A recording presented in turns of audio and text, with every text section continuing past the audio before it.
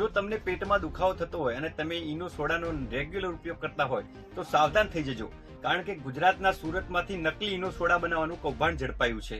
ગુજરાતમાં નકલીનો કારોબાર દિન પ્રતિદિન વધતો જઈ રહ્યો છે, ત્યારે નકલી ઈનો સોડા બનાવવાનું કૌભાંડ ક્યાંથી ઝડપાયું અને કેવી રીતે આ સમગ્ર ઈનો બનાવવામાં આવતો હતો, આવો જોઈએ આ ખાસ રિપોર્ટમાં.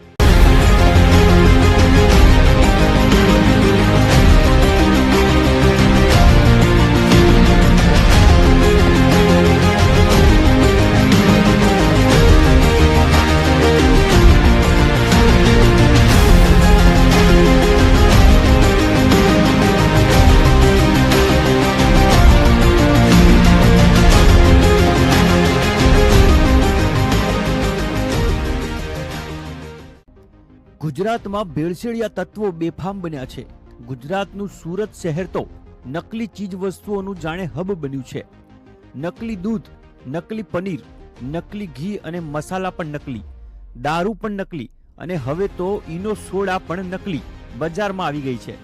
જી હા, સુરતમાં પોલીસે બાતમી આધારે નકલી ઈનો સોડા બનાવવાનું કૌભાંડ ઝડપ્યું છે. ભેળસેળયુક્ત ચીજ વસ્તુ ખાવાથી માણસ ગંભીર બીમારીનો ભોગ બની રહ્યો છે. કિડની, લીવર તેમજ શરીરના અંગોને નુકસાન થઈ રહ્યું છે. ત્યારે રાજ્ય અને કેન્દ્ર સરકારે નિત્ય માનવીના જીવનમાં ઉપયોગમાં આવતા ચીજ વસ્તુઓમાં ભેળસેળ કરતા તત્વો સામે આજીવન કારાવાસનો કાયદો બનાવવો પડશે, નહીં તો આવનાર સમયમાં આ ભેળસેળનો કાળો કારોબાર ભારત જેવા વિકસિત દેશના લોકોને પાંગળા અને બીમાર બનાવી દેશે. સુરત ગ્રામ્યમાંથી નકલી ઈનો સોડા બનાવવાનું કૌભાંડ સુરત ગ્રામ્ય LCB પોલીસે ઝડપી પાડ્યું છે. આવો જાણીએ આ સ્વાસ્થ્યના દુશ્મનો કેવી રીતે નકલી ઈનો બનાવતા હતા. સુરત જિલ્લામાં નવી પારડી ગામે આવેલા નેશનલ ઇન્ડસ્ટ્રીયલ એસ્ટેટમાં એક ગોડાઉનમાં તથા ગલુડી ગામની હદમાં પિનલ રેસિડેન્સીના એક મકાનમાં ઈનો બ્રાન્ડની કોપી કરી ડુપ્લિકેટ ઈનો સોડાનું ઉત્પાદન કરી તેનું વેચાણ કરવાની પ્રવૃત્તિ ચાલતી હતી, જેને લઈને LCB પોલીસ અને પેરોલ ફરલો સ્ક્વોડની ટીમે નેશનલ ઇન્ડસ્ટ્રીયલ એસ્ટેટમાં આવેલા પ્લોટ નંબર 118ના ગોડાઉનમાં દરોડા પાડી તપાસ કરી હતી. પોલીસે સ્થળ પરથી 2 આરોપીઓને ઇલેક્ટ્રિક એસેમ્બલ મશીનરી દ્વારા ઈનો બ્રાન્ડના સોડાના પાઉચનું પેકિંગ કરતા રંગે હાથ ઝડપી પાડ્યા હતા, તેમજ મશીનરી તથા પેકિંગના મુદ્દામાલને પણ જપ્ત કર્યો હતો. પોલીસ તપાસમાં ડુપ્લિકેટ ઈનો બ્રાન્ડના સોડાનું પેકિંગ કરેલો જથ્થો ગલુડી ગામે પિનલ રેસિડેન્સીમાં મકાન ભાડે રાખી માણસો દ્વારા બોક્સમાં પેકિંગ કરાવી સપ્લાય કરાતો હોવાનું પણ બહાર આવ્યું છે. પોલીસે ગલોડી સ્થિત પિનલ રેસિડેન્સીમાં પણ રેડ કરી ત્યાંથી બીજા 2 ઈસમોને ડુપ્લિકેટ ઈનો બ્રાન્ડના સોડા, મંગલદીપ અગરબત્તી તથા વીટ હેર રિમૂવેબલના ક્રીમના ડુપ્લિકેટ માતબર જથ્થા સાથે ઝડપી પાડી તમામ મુદ્દામાલ કબજે કરી આ મામલે ઓથોરાઇઝ અધિકારી દ્વારા ફરિયાદ આપતા કાયદેસરની કાર્યવાહી હાથ ધરવામાં આવી છે. કાયદેસર ડુપ્લિકેટ ઈનો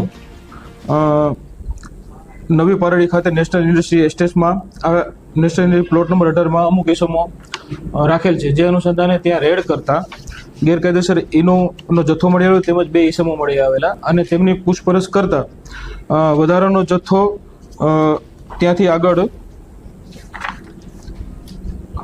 પિનલ રેસિડેન્સીમાં મળી આવેલ. કુલ 4 ઈસમોની ધરપકડ કરવામાં આવેલ છે, જેના નામ દીપકભાઈ ઉદ્ધવજીભાઈ વાઘસિયા, સબીરભાઈ નજુભાઈ બેલી, જગદીશભાઈ પારસમલજી માલી અને વિજયભાઈ મીઠારામ માલી. આ કુલ 4 ઈસમોની ધરપકડ કરી આગળની કાર્યવાહી કરવામાં આવેલ છે. તેમજ આ કામે જે રો મટીરિયલ પૂરું પાડતા જલદીપભાઈ રામી તથા કૃષ્ણા જયસ્વાલ રહે અમદાવાદ નાઓને વોન્ટેડ જાહેર કરવામાં આવેલ છે અને કુલ આ કામે કુલ 10,34,682નો મુદ્દામાલ જપ્ત કરવામાં આવેલ છે અને આગળની કાર્યવાહી ચાલુ છે.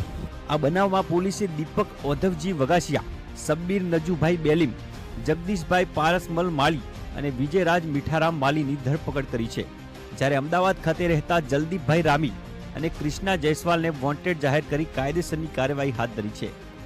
પોલીસ દ્વારા ઈનો પાઉચ પેકિંગ કરવા માટેનું એસેમ્બલ પેકેજિંગ મશીન, પાઉચ માટેનું એર મશીન, ઈનો પેકિંગ રોલ, ઈનો પાવડર બનાવવા કાચું મટીરિયલ્સ 300 કિલોગ્રામ, સેલો ટેપ રોલ, ઈનો ભરેલા પાઉચના કોથળા 13 નંગ, ઈનો પાઉચનો વેસ્ટ સામાન કોથળા તથા અન્ય સામગ્રી અને ઈનો ભરેલા પાઉચનો કુલ 17,340 પાઉચનો જથ્થો તેમજ sealing machine, Veet hair removal cream જે 5 કાર્ટૂનમાં ભરેલ હતી અને મંગલદીપ અનુશ્રી અગરબત્તી મળી કુલ 10,34,000 રૂપિયાનો મુદ્દામાલ જપ્ત કર્યો છે.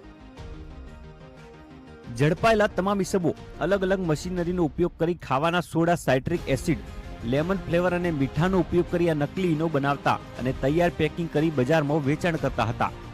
છેલ્લા 15-20 દિવસથી આ કારખાનું ધમધમતું હોવાનું પોલીસની પ્રાથમિક તપાસમાં બહાર આવ્યું છે. હાલ તો પોલીસે કંપનીના ઓથોરાઇઝ અધિકારીની ફરિયાદ લઈ આ ગુનામાં કેટલા ઈસમો સંડોવાયેલા છે, કેટલી નકલી પ્રોડક્ટનું આજ સુધી વેચાણ કર્યું તે દિશામાં ચક્રો ગતિમાન કર્યા છે. રાજ્યમાં અગાઉ પણ નકલી ઘી, નકલી પનીર, નકલી દૂધ, નકલી મસાલા સહિતની ચીજ વસ્તુઓના કૌભાંડો ઝડપાઈ ચૂક્યા છે. ત્યારે રાજ્ય અને કેન્દ્ર સરકારે જીવન જરૂરિયાતની ચીજ વસ્તુઓમાં ભેળસેળ કરતા તત્વો સામે કડક કાયદો બનાવવો જોઈએ તેવી લોકોની પ્રબળ માંગ ઉઠી છે.